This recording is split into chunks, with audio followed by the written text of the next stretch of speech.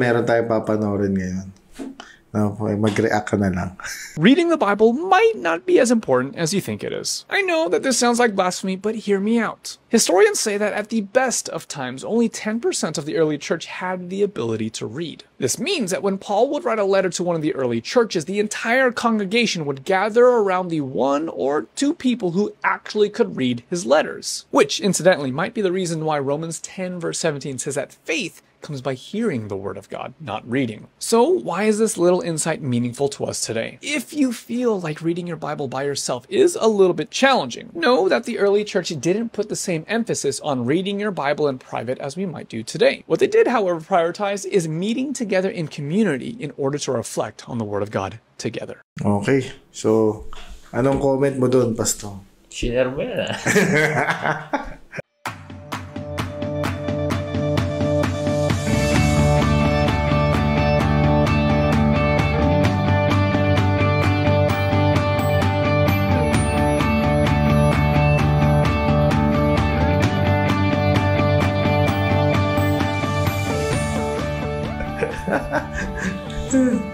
So sinasabi ni Kuya, no? Salamin din to eh. Ang pangalan niya, J.K. Ho. J.K. Ho. Parang siyang... Anyway, so ang sinasabi niya in Tagalog na during the early church, no? Times ni Paul, hindi masyado emphasis yung reading the Bible in private. No, siguro. Yeah. It's more on preaching, more on reading out loud in public, no. So, may point naman siya, no? Kasi nga it depends sa capacity ng tao makinig eh. Availability na. So, of course, may difference nung ancient times saka ngayon, no? Yung level of education natin. But nakikita natin na yung gospel is talagang siya, very compatible sa mga situation meron tayo. And siguro both parties either, may naalala ko sinabi ni Paul, I am indebted to barbarians, yung mga hindi masyadong educated. I'm also indebted. May utang ako sa mga Greeks. Sila yung matatalino na magagaling magbasa ng mga kung ano. So, I think the gospel is very compatible whichever side we may be, no? Dito ka sa side na hindi masyado educated, you can still receive the gospel kahit, syempre, di magbasa sa tulong ng mga preachers, mga sinend out ni Lord sa mga lugar nila. So, and actually, may isa pang point dyan eh. So, kung may type. Sige lang, sabihin mo na. Ay sinabi sa 1 Corinthians chapter 13 na these three remains, faith, hope, and love, and the greatest of the three is love. So a person who knows how to love God and love his neighbor actually doesn't need to be reminded all the time about the scripture. Dahil nga the end of the law is love. So, kung ipapractice natin talaga yung love, kahit na hindi mo alam yung scripture, kahit hindi mo memorize ang Bible may alam ka man portion, pero yun kasi yung end goal ng ng scripture to love no. Totoo yan. So may nagsulat talaga niya, si Augustine, sabi niya, there are people, mga pupunta sa mga bundok, they don't read, they don't have their Bible kasi yung una pa naman mahal pa yung mga parchment eh. Wala pa yung masyadong maliliit na letra ngayon na nababasa natin. They just stay in the mountain and they just meditate on God. They practice love. Saan sila magpunta. Yun yung talagang practice, no. So I think may truth sa sinasabi niya. Totoo. Hindi tayo talaga nabumuhay sa letter. Yeah, sabi nga ni Paul, you don't live by the letter. Totoo yan, kasi the letter kills. Pag naging legalistic tayo masyado. Kasi I like that video. Kaya shinare ko din. Kasi it shows na tawag dito, hindi natin kailangan maging legalistic pagdating sa pagbabasa ng Bible. Mga 30-day challenge. Oo. Sobra na kasi yung iba parang ginagawa nilang no works program ang pagbabasa ng Bible. Kaya sinabi no, hindi kasi pag hindi ka nakapagbasa ng Bible. Di ba parang ang weird kasi that's there's error on that Pag sinabi hindi po devotion, pre. hindi porket hindi ka nakapag-devotion, hindi ka na save, di ba? Parang paano yung mga taong walang capability like sa China, wala silang capability but they heard the gospel. Actually, it reminds me na may nabasa akong book na pag nasa kulungan ka pa, walang Bible. Kaya how can you, di ba, do your devotion with the Bible? Of course, yung memorization mo in the past, yun lang talaga yung mag-hold Basta kung narinig mo yung message, you took up the message, doon ka masasave. Yung naniwala kay Jesus Christ because you've heard, may nagkaroon ka ng faith, binigyan ka ng faith ni God, and even yung iba nga, di ba, nagpapakita pa si God sa panaginip nila. Naniniwala sila dahil they saw Jesus in their dreams. So, I think kailangan natin maging less saka the law is written in our hearts na, di ba?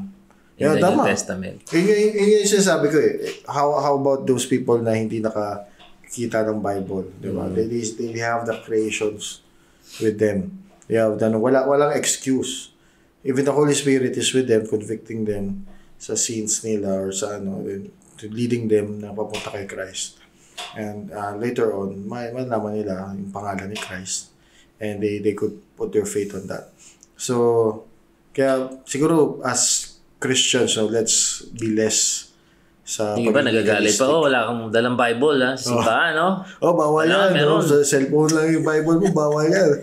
Madidistract ka. Kaya kayo, wala kayong Bible, nasa simbahan kayo. Gusto mo sabihin, baka ikaw nadidistract pag nagbabasa ka ng Bible. Ako kasi hindi ako nadidistract pag nagbabasa ako ng Bible, diba? I mean, kahit na may notification niya, wala akong pakialam.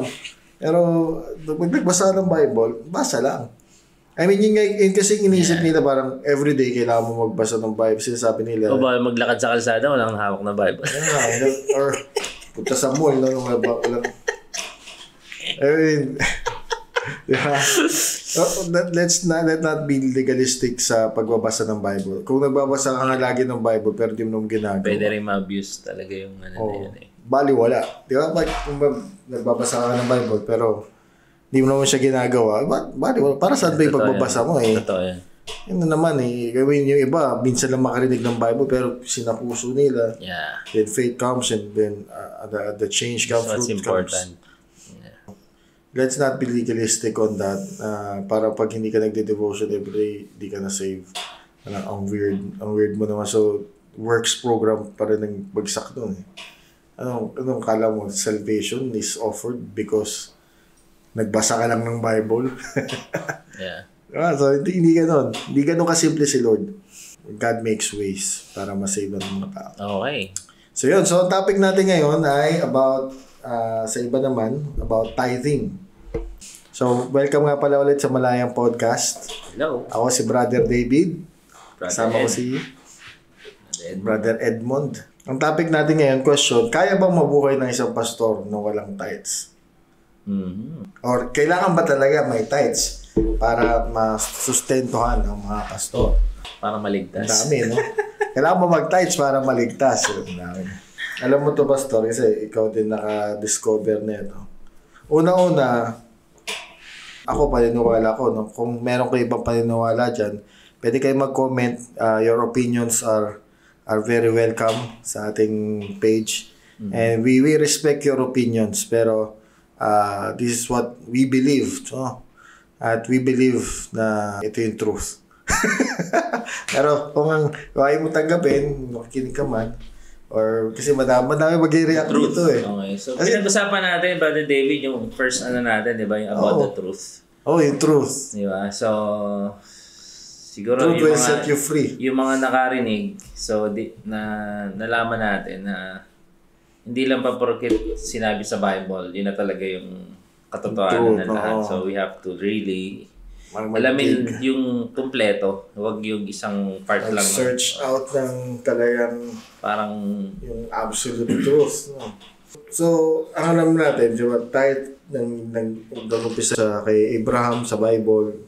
I mean, that's the earliest, I think that's the earliest mention ng tithe. sa Genesis. Oo, sa Genesis. Abraham, nag-tithe siya kay Melchizedek galing sa mga plunder na nakuha niya sa Nanalo siya ng war. no? From Ni-rescue niya. Saving Lot. Yung kanya pamangkin. Oo.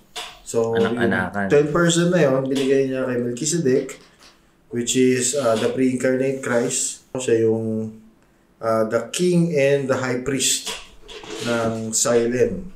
No, si Melchizedek, which sa Hebrews clearly sinabi na pre-incarnate Christ.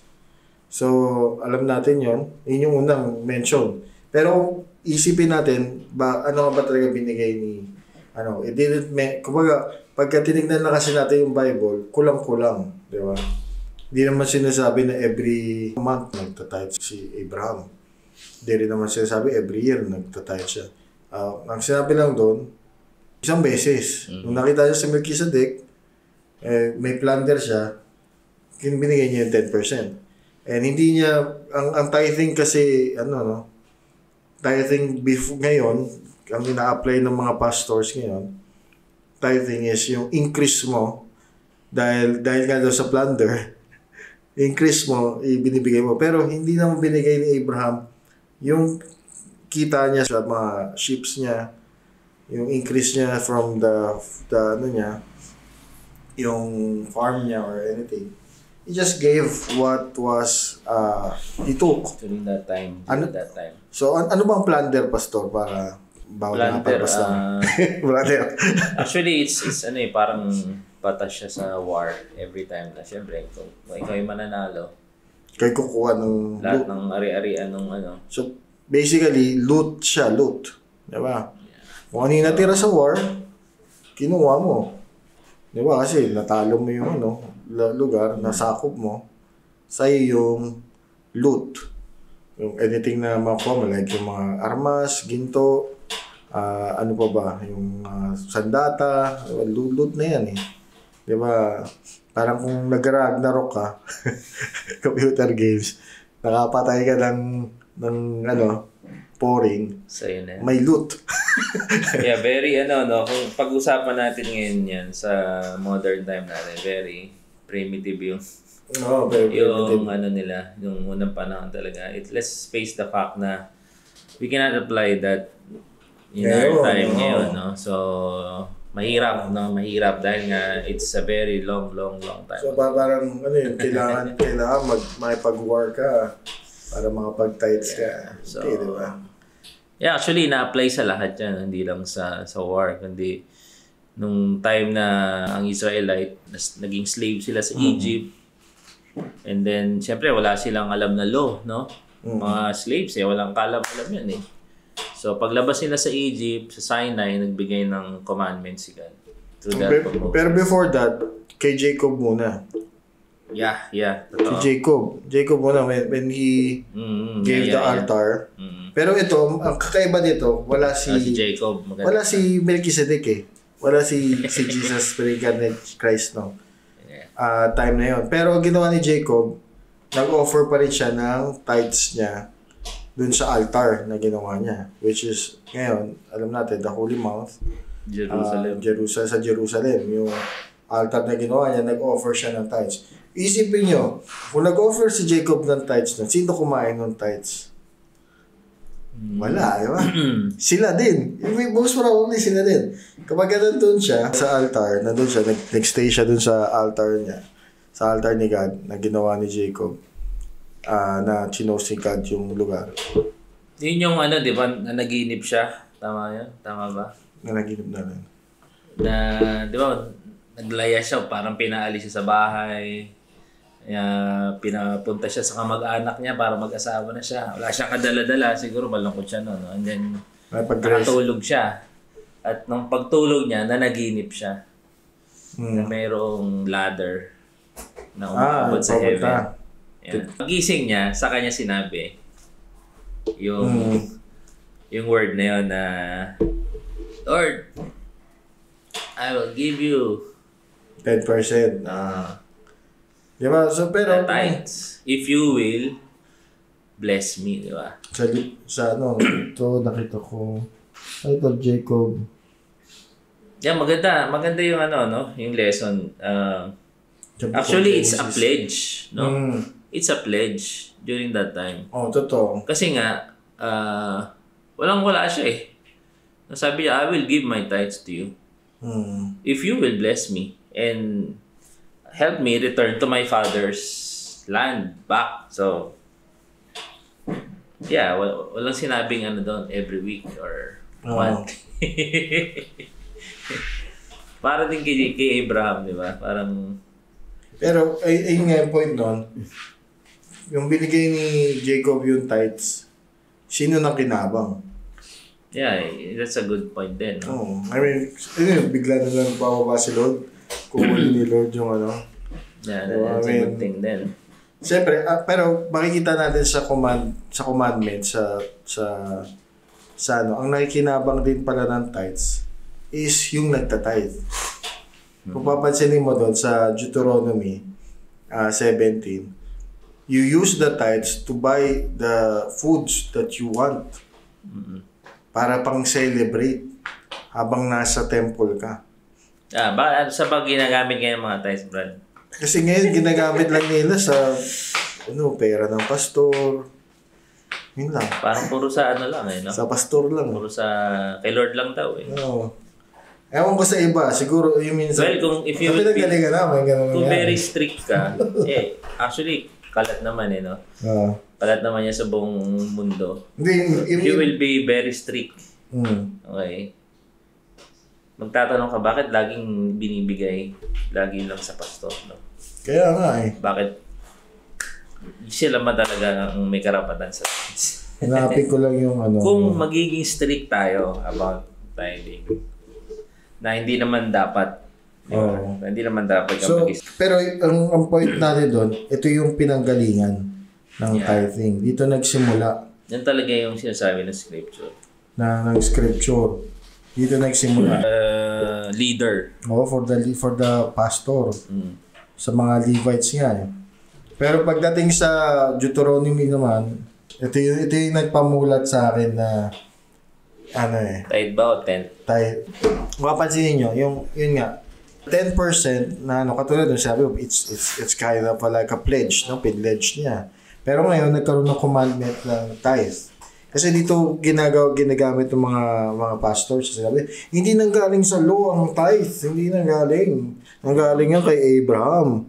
Pero yung application ni Abraham, kakaiba. Galing plunder.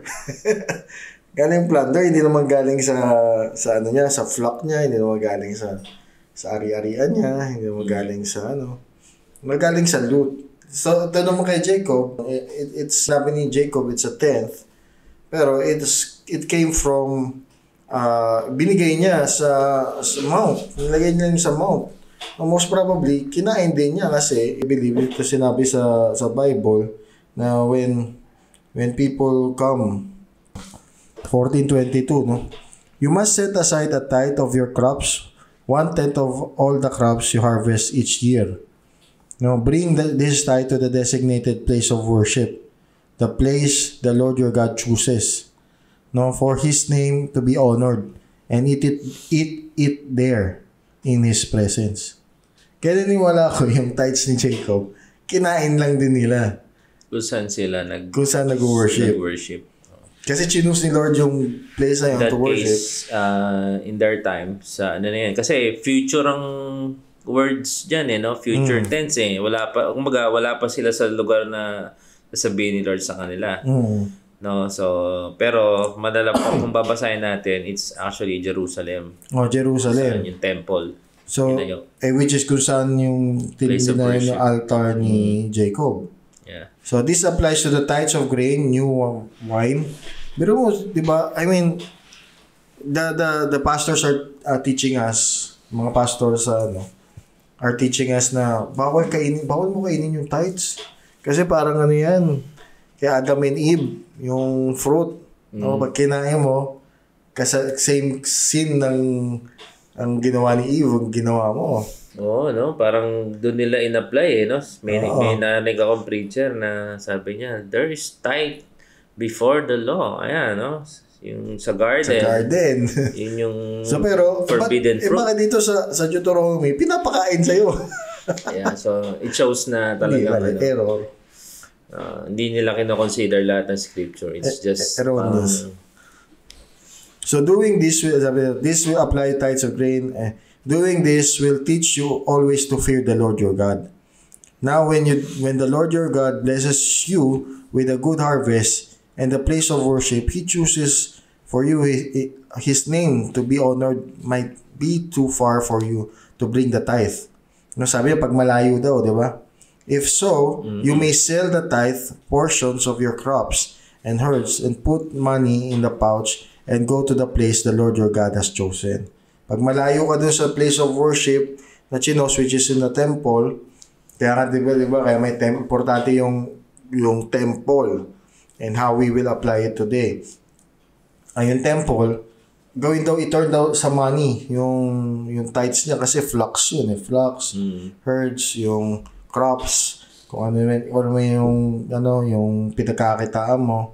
Pag masyado malayo, di ba? Kasi yung bigat na, dami mong, sobrang bilis ka ni Lord ng 1,000 ships sa isang taon. Sandaan, dadali mo. Di ba? Parang weird. So, ibebenta mo, and then turn into money, and monetize mo, and then dadali mo para mas magaan. When you arrive, ito yung nagpabukas sa akin. When you arrive, you may use the money to buy any kind of food you want. No, lahat ng kaya pwede mong gusto mong food. Food, no? Ikaw, yung gusto mo, hindi gusto ng pasto. Cattle, sheep, goats, wine, or other alcoholic drink. Diba, parang wasak yung mga nagtuturo ng tithing, pati yung mga legalistic. Sabi nila, okay, bawal mo kainin yung tithes mo. Pero sabi dito, bili mo kahit anong gusto mong kainin. Pati alcoholic drink. So, tumpala ng mga legalistic dito. So, yan strict teaching of the tithes. Kaya mahirap talagang... instead na, wag mo na daw kainin. Hindi ako nagsabi nito, mga nakikinig dyan, hindi ako nagsabi nito. Kasi the Bible is saying this, the commandments of the Lord. Pati alcoholic drink. At iinumin mo yung alcoholic drink sa templo. Saan ka ba? Diba? Alcoholic drink. Ibig ba sabihin, tinuturo ni Lord na... Wine. Iwala yung wine. Sinasabi kasi na yung alcoholic yung wine daw. Strong drink yan actually. Strong drink yan sa KJB. Yeah. KJB ba? So... Diba? So, tinuturo ba ni Lord na maglasing ka? Hindi. Ituro lang ni Lord na mag-celebrate ka in His presence. Pwede naman actually uminom. Ang forbidden lang is malasing. Maging lasenggo. Malasing ka. Maging lasenggo. Hindi maging malasing. Maging lasenggo. Kasi sinabi, drunkard No, don't be drunk at wine. Kumbaga, huwag ka maging drunk. Pero bakit pinayagan? Kasi the temple is a safe place. Kasi pag uminom ka naman strong drink, pag uminom ka ng 2 baso, isang baso, malalasing ka na eh. I mean, ayun yung katotohanan dun eh. Pero they are in a safe place. Hindi naman sinabi mag-inom ka dyan sa kanto araw-araw. Ayun yung lasing, ayun yung drunkard. Iba kasi yung lasenggo, iba din yung nalasing. Di ba? Iba yung sobra naman pag-inom. Mamamatay na naman yung mamamatay naman. I mean, when you're celebrating, inalaw pa nga ni Lord na uminom ng alcoholic drink sa temple niya. So just imagine dyan. Kumbaga, paano kaya yung mga nagpe-preach ng mga legalism na bawal uminom, bawal sa ganyan. This is an occasion. This is an occasion kasi once a year sila pupunta doon, like sabihin natin 1 week, it's a feast. Di ba? Sa feast. Nandun po sila lahat. And pwede kang magsaya doon. Pwede kang, you buy everything that you want coming from your tithes. Yeah. Ayun natin doon eh. Parang, sabog talaga yung, I mean, ako, I'm a tither since, I mean, kailangan mo maintindihan Brother Edmond. Kailangan mo maintindihan. I'm a tither since I was in grade school. Hindi naman, di birth. I was in grade school. Tither talaga ako. Tinatabi ko talaga yung 10% sa ano ko. Pati hindi lang sobrang strict ako diyan. Ang ginagawa ko, 'di ba, pag for example, may kinukuha kong baon ko, sabi natin, nung college na ako nito, may 1,000 peso ako na binigay ng baon ko. Tapos yung from the 1,000 peso bill, pagka binayad ko yun sa tindahan, pabili ng pagkain ko, dapat manggaling yung 10%, galing doon sa bill na yun na pinalitan. Ganun ako ka-stricto nun. Galing dapat doon. Kung ba, for example, hindi ka tulad na may nakuha kang bill na other bill sa dapat galing doon sa bill na natanggap ko na binrake ito lang. Ganun ako ka-strict noon. Kaya ako, nung nabasa ko to ulit, nung free na tayo. Nabasa ko to ulit. Boom! Sabog talaga. May ganyan pala, no? Sabog talaga yung utak mo. Kasi sabog yung preconception. Oo, preconceptions na tinuro sa akin, no? Mga indoctrination. Oo. Puro malaki 3 lang ata ang alam na. Pero dati, ilabas ko naman na mabasa. Sabi natin ng about ties. Go to Malakay 3:10. Yan lang ha, huwag na iba. Kasi maybe before when you're reading this, na pagka hindi ka pa free, pag hindi mo pa hindi open yung mind mo into the genuine truth. Iba naman siguro ang wine tawag. Iba naman siguro alcoholic drink tawag. Baka. Kasi that was how you were taught. Kaya kasi tinuro nila na iba yung wine na yon, iba yung wine noon, iba daw yung brief noon, yung brief ngayon. Well, ang sinasabi lang talaga is yung tithes is not exclusively for yung mga tinatawag nilang pastor o yung mga tinatawag nilang Levites, spiritual leader. Sinasabi nila na sila lang yung may exclusive rights doon sa tithes. So, sinasabi sa scripture, nakikita natin, no, pwede mo siyang gamitin in the Lord. Oo, in the Lord. Yung mga pangailangan mo sa pagsaserve sa Panginoon. During their time kasi, ang pagsaserve sa kanila ay yung magpiesta. Celebration ng God and celebrate. I will continue, no? When you arrive, you may use the money to buy any kind of food you want, cattle, sheep, goats, wine, and other alcoholic drink. They feast there in the presence of the Lord your God and celebrate with your household. Pamilya. Pamilya kasi buong di ba? And do not neglect the Levites in your town. Huwag daw i-neglect. Bigyan nyo din siya. So they will receive. Ito lang yung nakita nila. Do not neglect the Levites. Kasi inisip nila, the pastors are the Levites. This is one of the erroneous teaching na meron dyan about tithing. They think that the pastors are the Levites. Pero in the New Testament, ano sinabi about Levites? All Christians. Mga priest, no? Yeah? All Christians are Levites. We are in the holy priesthood. Sa priesthood. So ibig sabihin, chosen nation. If you're going to apply that, okay, given na yon, sabihin na, okay, gets na natin na hindi lang para sa Levites yung pwede rin sa'yo. Pero sabi nila, okay, pero meron pa rin yung part. Pero dapat pala, sa lahat ng, if apply mo, if applicable na talagang strictly nilang susundin ng tithes. Lahat ng Christians bigyan mo. Hindi pastor. Yun. Hindi sa pastor yung lahat ng Christians kasi lahat priest. Pwede palang galawin. Kaya nga natin tinuro yung nauna kasi kapag inisip mo kasi pastor lang, yan lang, dyan lang. Sila lang tuloy yung Levites, sila lang yung priest. Hindi, lahat ng Christians. So, di ba, I mean, yung the Levite, kung i-apply mo to, yung sinasabi nila, it's not applicable. And parang wala na siyang sense. Diba? So, remember, yung sinabi niya is the temple, di ba? Oo.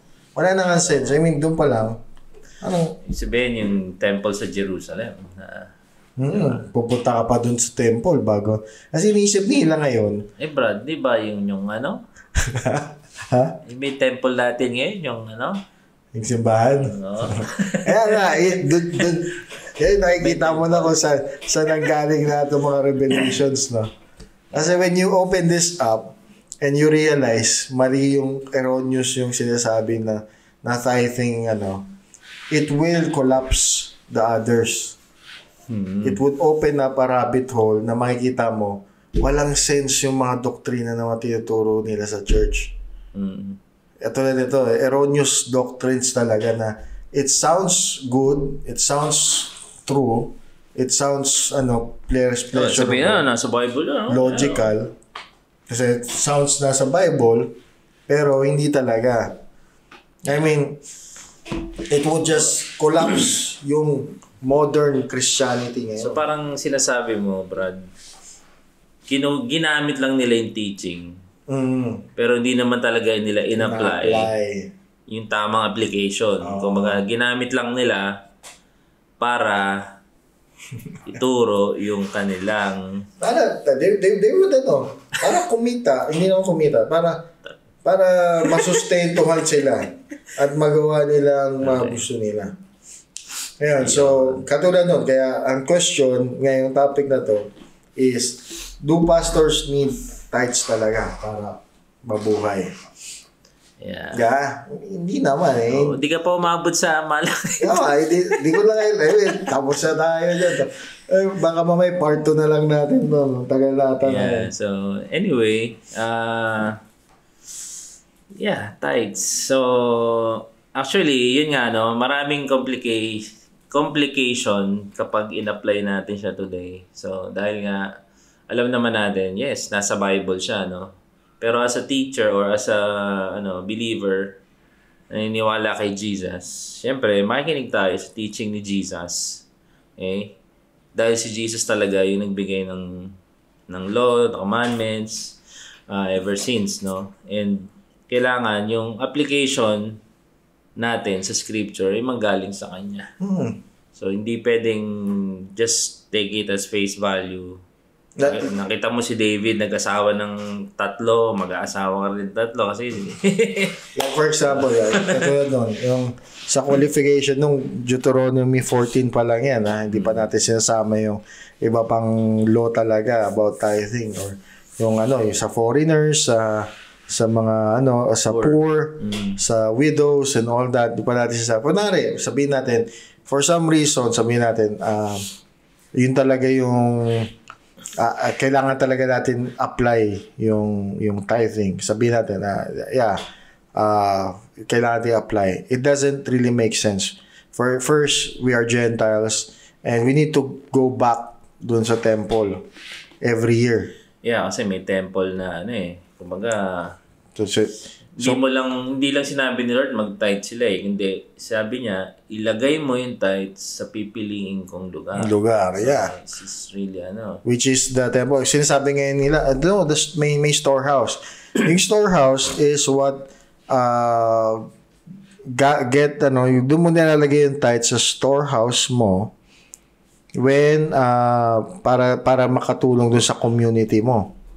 Yun yung ibang tithes naman yun. Kasi madaming klase ng tithes May yearly tithes, merong yung every per season tithes, may 3 years. Every 3 years yung tithes na ganito. Madaming. Ang alam ko, Brad, ang storehouse, nasa likod yan ng temple Nasa likod ng temple. Doon na nakalagay yung storehouse. Doon nila na nung pala. Pupunta pa rin pala sa temple. Pupunta pa rin sa temple. So, yun yung So, basically, if we're going to apply that, nasan yung temple ngayon? Sabihin nila, the church is now the new temple. Paano nalaman na chosen ni Lord yan? May apoy bang bumagsak dyan ang katulad dun sa Holy Mount, di ba? When you say church, ano ibig mo sabihin? Building? Yung building church. Hindi yung Christians. Meron bang apoy na umano dyan? So, if we're going to apply that sa Christians, temple, sa sarili mong body. So, are you going to give it sa pastor? Sa temple mo sa sarili mo. Actually, dapat sa lahat, di ba? Oo, sa lahat. Yeah. O, di ba? Makes sense.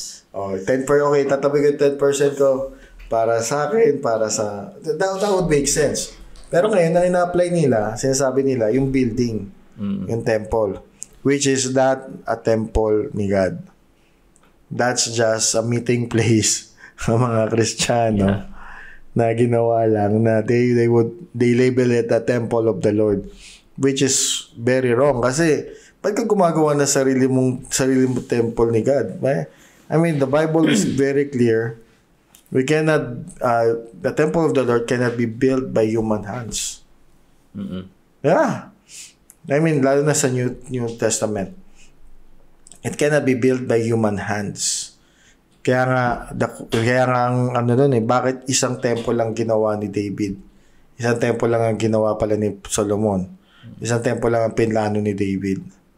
Diba? Bakit? Kasi isa lang naman kasi yung lugar na pinili ni Lord na maging temple niya sa lupang ito. Isa lang. Hindi naman, pero ang daming ginawang temple ni Solomon, diba? Na sa mga wives niya. Bakit hindi siya gumawa ng madami? Because that was not the commandment of the Lord na gumawa ng madaming temple na parang demon temple. Actually, forbidden sa kanilang magtayo ng another temple. Altar, another separate altar. Kasi yung altar kasi nasa loob ng temple. Tama. Pero ang question is, what is the reason bakit tinuturo ang tithing ngayon? If the scholars naman, or if people who read the Bible can read it simply, I mean, kayo common sense na lang, parang binasa ko ngayon, ano ba naman to, sobrang nabulagan naman dito na. Common sense na lang in pure English na lang In pure English na lang magigets mo na kagad. Ba't wala nang tatanong, di ba? Oo. Ba't wala nang tatanong? Bakit pinupush? Bakit pinupush sa mga denominations? Ayun yung question, I mean, sa mga listeners natin. That's the question. Why are they pushing it? Why are pushing people if ang pinag-usapan naman sa salvation natin is spiritual natin? Spiritual lives, spiritual, yung relationship natin kay God. Diba? Nawala na ba yung importance ng relationship at naging pera na lang ba tayo? Yeah. Yeah. Baka siguro kailangan nila talaga ng pera. Mahirap din naman kasi magutom. Ay, kung inisip nila. Ang tanong niyan bakit hindi kayo magtrabaho? Which is allowed naman. Kasi may tinuturo nila na wag daw magtrabaho because that would, if a person's telling another pastor na wag magtrabaho for the family or for yung kakainin niya, ano nangyayari no? It gives them license kasi na mag-collecta ng tithes. Di ba? Kasi for example, ako, normal na attendee, kung kailangan magbigay ng tithes, kawawa naman si pastor. Di ba? Kasi walang Pero pag may trabaho siya, hindi mo isipin na kawawa yan. May trabaho naman yan Ay pagkain naman yan Diba? Hindi ko kailangan magbigay ng sa church. Yeah, the whole thinking, the whole facade ng ganyan, I think is because they wanna receive money. Plain din lang. They want to depend sa... Kasi, masaya naman kasi talaga mag-mission. Mag-mission ka, masaya naman talaga mag-preach outside and focus ka lang doon. Pero iniisip nila, paano naman yung kakainin ko? Di ba? Maybe it went from there. I don't know kung ano talaga nangyari sa history. Pero I know na hindi naman ganito ginagawa nila sa umpisa, sa early church. It's never like that. Siguro kasama rin din yung idea na dapat ikaw kasi yung pastor, ikaw yung dapat na magtrabaho para mag-win ng souls. Hindi yung diba? Kami nagtatrabaho, bibigyan namin sa pera namin, ikaw mag-ano. Kaya pag kaya nung last episode natin, binasag natin yung title. Diba? Pag binasag mo yun, it goes down. Yeah, maraming implication talaga yan. Andyan yung ties. Makakasagin talaga lahat Yeah, I think kung pag-uusapan natin yung gospel, no? So, fast forward tayo. Kasi, sabi nga ni Lord, di ba, I came to fulfill, not to abolish the law, I came to fulfill. So, pinulfill niya yung law. Actually, it's a good observation for me. Naisip ko lang, no? Si Jesus, no? Siya yung talagang high priest na kung tutuusin eh. Although may high priest yung mga panahon na yun eh. Hindi naman siya officer ng temple eh. Hindi naman siya talagang priest doon na nagstay at nagsiserve ng mga sacrifices eh. Tumanggap ba si Jesus ng tithes? No, yun tanong natin eh. Kung iniintindi ng mga spiritual leaders or religious leaders ngayon, ano kakainin ko? Ano yung ko? Sinasabi niya, may verse na dyan. Sinasabi niya, di ba, nag-receive si Jesus ng offering kasi nakita niya yung sa widow's mites. May offering na tinanggap yung ministry nila Jesus. Actually, siya eh. Actually, hindi naman siya Levite. So, wala talaga siyang papel sa tithes. Hindi niya makukuha yung tithes kasi nga sa Levite. So, pero yung scenario na yun, ano ba yun? Sa kanila ba talaga yung tinanggap niya? O nakita lang niya kasi nag-offering yung mga tao sa temple? Yeah. Kakaiba yun, no? Kakaibang comment yun. Diba? Out of this world yun.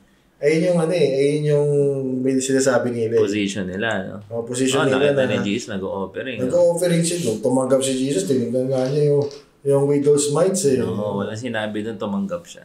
Hindi niya kasi ang setting noon, inisip kasi nila church setting eh. Na habang nag-preach si Jesus after yun, mag-offering. Punta kayo. Lagay yung offering nyo sa basket. Okay, kaya pala nakita ko yung mga pre-gen nanonood ng mga nagbibigay. Pinapanood nila ang mga nabili ka eh. Nagbigay si ganito, tumayo si ganito. Kaya pala nandun sila sa nandun pa sila sa pinakamataas na lugar na para makita ko siya. Yeah, so... Yeah, that's the point, no? Again, wrong application. Again, si Jesus, hindi naman talaga siya tumanggap doon dahil first and foremost, hindi siya priest dahil siya eh, line of Judah siya eh, no? Line of Levite lang yung mga priest.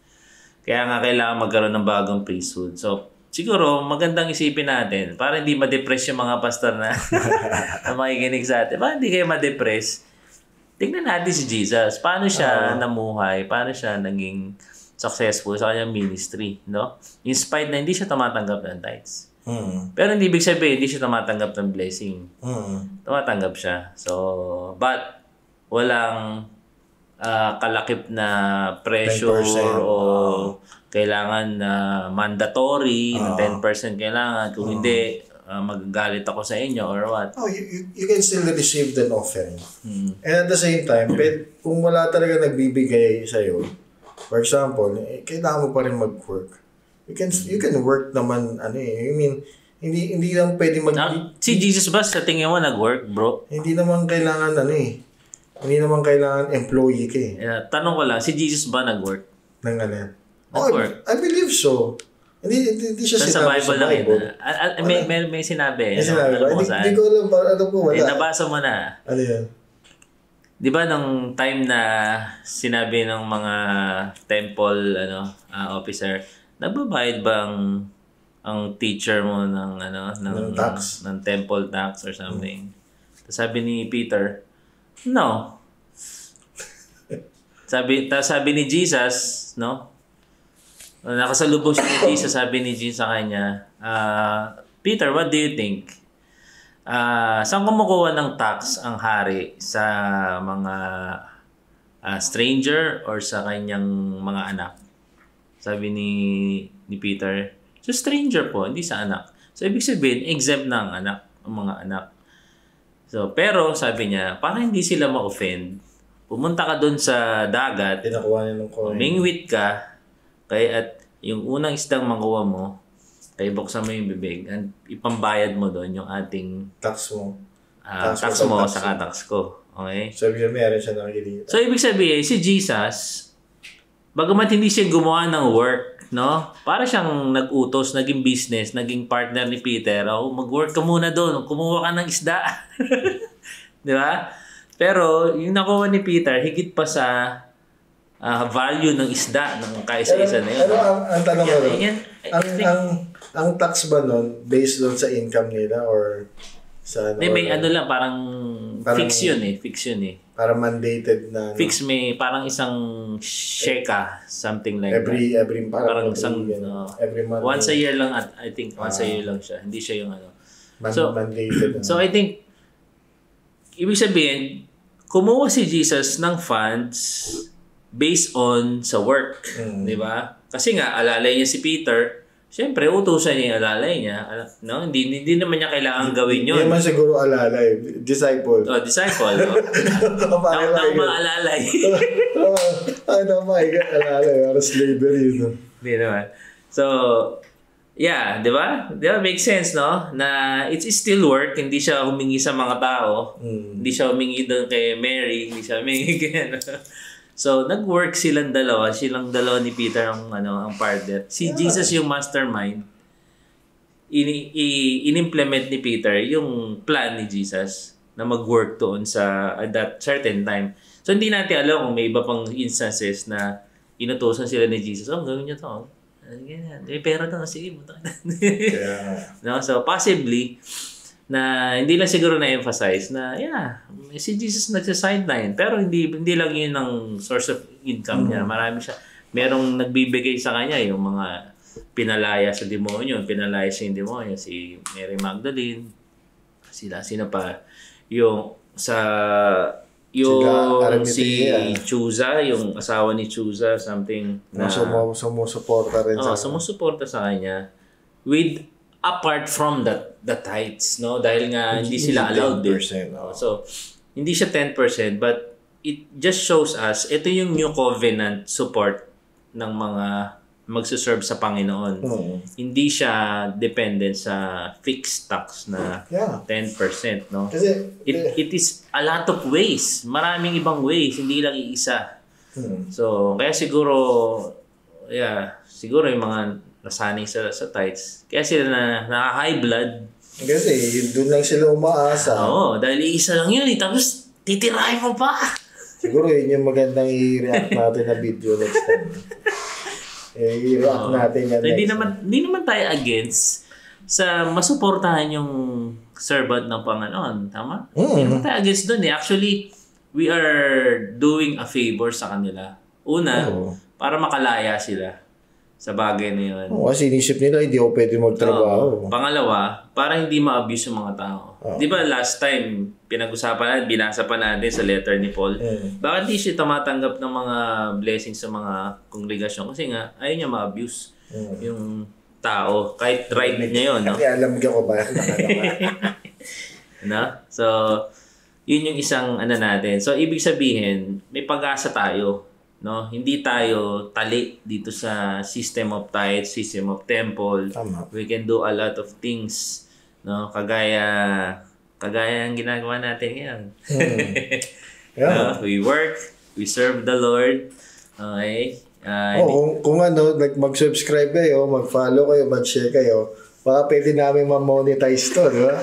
Hindi nasusuportahan nyo din yung minister natin. Pwedeng pwedeng means yun, no? Hindi tayo tali sa tithes, no? So, ito, may tanong ako sa'yo, Brother David. Anong feeling bilang servant of God nang hindi ka umaasa sa tithes pero nagsiserve ka sa Panginoon? Anong feeling? Number one, hindi ka kontrolado ng tao. Kasi kung ang kinabubuhay mo nanggagaling sa mga tao, kontrolado ka ng tao. Yeah. For example, kung sa tithes, kinaasa mo yung kabuhayan ng pamilya mo sa tithes. So, yung mga malaki magbigay ng tithes, sila yung pinofocus mo. Oo, doon ka, Pati yung magkahanap ka ng mas maraming tither. At iniingatan mo sila. Tuturo ka lagi ng tithes. Lagi ka magtuturo ng tithes. Lagi ka magtuturo ng offering. Lagi ka magtuturo. Kasi, kaya pala may offering to. Nagkaroon offering to. Hindi na, hindi na exhortation na nagkaroon ng sarili exhortation ng offerings. Ganun talaga nangyayari. Corrupt. Nagkakaroon ng greed, corruption, abuse. Ang kasi, ang money without coming from work, genuine work, it creates greed. Kasi parang andali ko nakuha. Nag-preach lang ako, nagdami ng pera agad na dumating. Di ba? I mean, hindi mo pinaghirapan, walang service na ginawa, wala kang pinalit. Yan, service mo lang, lip service. Ano yun? Di ba? Parang lang yun, sobrang light na work lang yun, nagsalita ka lang. Pagka hindi galing kasi sa work mo, na hard work mo, na talagang yung value ng work mo, hindi mo makikita yung value talaga nung money na so it creates pride and false implication na I deserve this, ganito pala yung halaga ko, di ba? Kasi money creates pride talaga kahit sabihin mo hindi, pagka madaming pera sa tao, lumalaki talaga ang ulo. Diba? They would think na, katulad na, for example, mga businessman ngayon, mayayaman ngayon, they would think na, mas matalino ako kasi mas malaki yung kinikita ko. Mas maangat ako kasi mas malaki yung kinikita ko. Pero they didn't know na tsumamba lang talaga sila sa business. I mean, nagkataon lang talaga na maganda yung business niya or natsambahan lang, ganyan. Kaya kapag hindi ka nag-give up, one day sa business, pag nag-business ka and try ka lang ng try, hindi ka nag-give up, one day talaga, makakatsamba ka talaga na many trials, may percentage ng success. Ganyan naman sa business. Pero they don't realize na it's not because of them, it's because of what the people wanted around them. Diba? Nagkataon, ito lang yung nagustuhan ng mga tao yung kumita doon na. So, pero a lot of businessmen na mayayaman, they think highly of themselves. Pero kung kakausapin mo isang magsasaka na madaming alam, nagbabasa ng libro, ang dami nilang mas matalino pa yung mga talagang mahirap na hindi lang talaga nila forte mag-business. Pero yung brain nila sobrang laki. So, mas matalino sila. So, ano sasabihin mo? Mas matalino ba? Mas matalino madaming pera? O mas matalino yung tunay na matalino? Yeah. Diba? Yeah. As a person na tumira ngayon sa probinsya, we call probinsya, kala ko dati mga magsasaka, yung mga walang alam o simple lang yung alam nila. Pero ma-realize mo na komplikado rin na mag-produce ng food, no? Oh. Lalo na maliit ang compensation, yun ang pinaka-challenge sa lahat. So, hindi ibig sabihin, maliit compensation mo, ikaw yung mas bobo, kaya, walang pinag-aralan. Hindi ibig sabihin ganun. So, one of the tricks din na realize ko kasi yun yung pinarealize din sa akin ni Lord na I had many stuff din before. And I found myself na talagang prideful. Parang lumaki din yung ulo mo. Nakakala ko, hindi lalaki ulo ko Lumaki din yung ulo ko. Pero when I realized that, ay pala dapat mong iwasan. Na pagka binigyan ka ni Lord ng opportunity na ganyan, huwag mong palakihin yung ulo mo na parang feeling mo mas magaling ka na sa iba.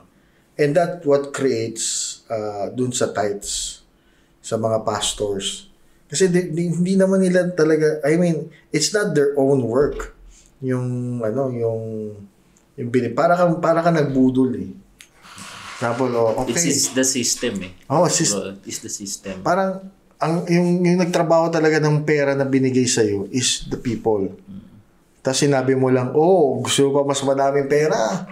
So you stir up the greed inside the people's mind, and then nagbe-benefit ka, nagpa-profit ka dun sa greed na yun. At sabi mo, okay, pag nag-tithes ka, God will open the windows of heaven and store. Sinabi pa ni Lord, test me on this. Ito lang yung verse na may test. Sasagutin natin yan next Nagsama ka. Talagang verse na may test. So talaga magte-test yung mga tao. And talaga naman, and for example, kung 1,000 people lang nag-tights, just rate it up in probability, no? 1,000 people nag-tights, may 30% na bless talaga ng linggo na yun. Pero yung 70% hindi. Hina-highlight lang yung 30%. Oh, tignan mo, nag-tights ito, yung 30% na to. Pero sabi natin, 100% nag-tights. 30% lang yung binless, yung 70% hindi na-bless on that week. Tapos hina-highlight nila yung 30%. Oh, nasi-stir up tuloy ulit yung greed. Ang alam ko may mga hindi nagtatights na mas blessed pa sa mga nagtatights. Kaya nga. I mean, it's just a probability game. Yeah. And yung kumbaga, fino-focus, media kasi ako Ganyan ako sa media. So, fino-focus mo kung ano yung positive impact.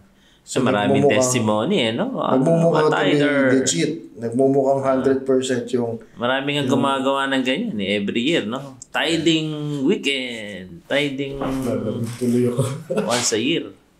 Pero yan ang difference ng nagtatights at And right now, masasabi ko din na the Lord is kumbaga, siya nagtutustos ng lahat ng never once naman kami nagutom. Since hindi na kami nag-receive ng tithes, hindi naman kami nagutom.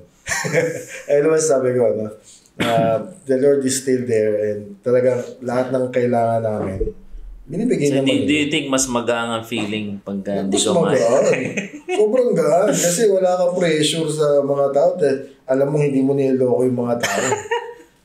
Kasi pagka naabot mo na yung knowledge na ganito, for example, yung naintindihan mo na yung Bible, tapos gagawin po rin yung tithes, niloloko mo na sarili mo. I remember nung mabata-bata pa tayo, pag volunteer ka, di ba, walang binabayad sa'yo, yung simbahan, nagsiserve ka sa Panginoon, parang sarap ng feeling, di ba? Hindi ka binabayaran. No? Oo, yun yung kaya nga natin naging gusto diba? maging kaya pumasok sa ministry. Gusto mag-serve no? Kasi libre Kaya tayo nagpastor kasi yung feeling na yun na nakapag-preach ka, nakapag-lead ka ng people kay ka, tapos nakita mo, nagpapawater baptize sila, nag-grow sila sa faith nila. Na hindi ka pinipwersa na gawin mo yung isang bagay by any means, no? Nung binayaran na tayo, doon na nawala yung parang nawala na yung joy Ba't kaya, Brad? Di ba dapat parang masaya napapagod ka na before parang ang saya-saya mo parang wala kang pagod wala kang bayad, wala kang pagod. Pero nung may bayad na, parang pagod na ako. Well, hindi natin siguro sinasabing masama yung may blessing yung mga nagsiserve sa Panginoon, no? Pero I think kakaiba lang yung background natin kasi nung time na binabayaran ka na, hindi lang kasi basta nagsiserve ka kay God merong talagang pinagagawa sa'yo no? May very strict regimen. KPI. May KPI kasi sa simbahan. KPI. Wala ka ma-reach mo itong itong KPI na to, metrics. Wala ka ma-reach mo itong number na to. Yun. So, legalism. Yeah, so diyan kasi papasok yung mga ganyan, no? So, yung iba kasi kala nila pagpasok sa church sinusweldohan yung mga pastor daw.